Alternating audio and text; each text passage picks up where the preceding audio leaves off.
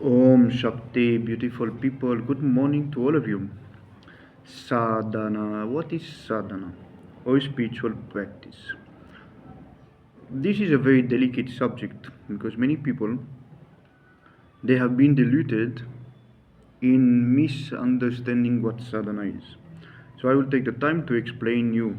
So be very careful and open your ears and your mind. Sadhana. Sadhana is a Sanskrit word which comes from sadhana. Sad means truth, dhana means to give. Sadhana. That which gives truth is called sadhana. That which gives you truth. So sadhana can be any action which is promoting self-realization. It can even be drawing, it can even be cooking, it can even be walking if you do it correctly and properly.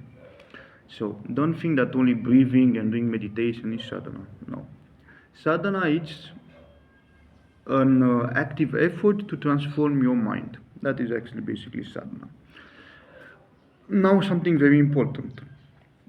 There have been many foundations and many fake gurus and yogis around the world in the last 1000 years, which they had the, the chance to give us this blessing of ignorance, in which they created a lot of sadhana, in which you have like a lot of physical sensations. You feel some rise of kundalini, you feel a little bit the prana moving in your body, you might feel some connection of the mind with the self in particular energy or frequencies because of the sadhana you are doing. This doesn't mean that you are spiritual and you are on the good path. It's actually the opposite. Because sadhana will not give you anything. Sadhana has to take things from you, so it makes you clear. Every time sadhana adds something to you, it creates another obstacle later on.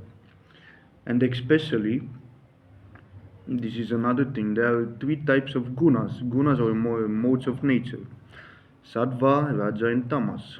And every action can have these three types of gunas or modes. Sattva means purity, rajas means activity, tamas means ignorance. So the same action can have different ways of being done. Sadhana, which gives you a lot of sensations, a lot of experiences, this is called Rajasic sadhana. This sadhana has the ability to lock the person even more into ignorance because his mind will be captivated by these sensations and outer experiences.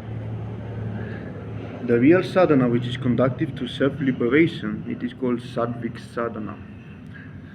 Just to explain you what Sattvic sadhana is, I will quote Siddhartha Gautama Buddha.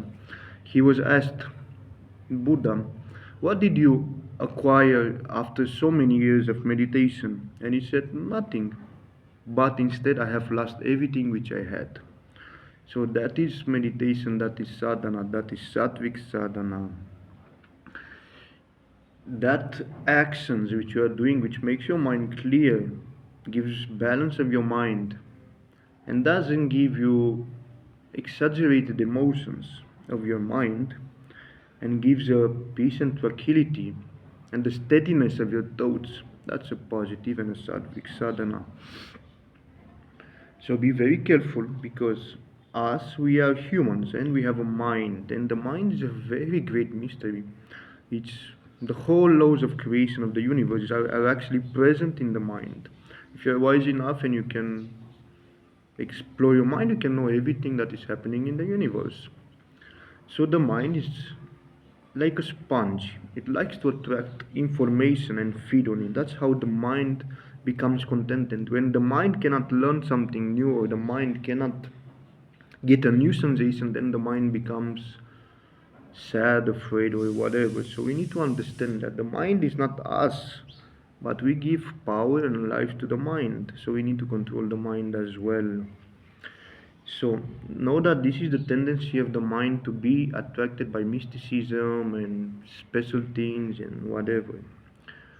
But it doesn't mean it is the good and the positive way to do it.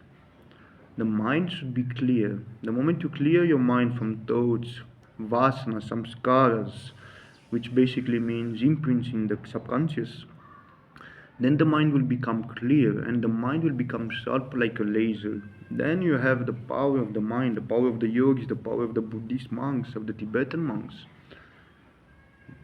Believe me when I tell you the mind has unlimited power. And every entity in this creation has a mind. Angels have mind, demons have mind, enlightened people have mind. But their mind is very powerful, very clear, and very sharp. And you can also make yours the same. Don't be deluded by these emotions, sensations, and something amazing and mysterious.